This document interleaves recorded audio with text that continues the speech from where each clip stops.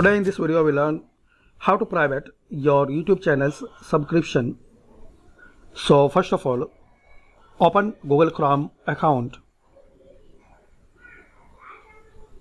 Now search youtube.com. Now make sure you are logged in YouTube with your account and scroll down. Click on Settings. Now click on Privacy. Now anyhow you will see the options likes and subscription. So check all the box.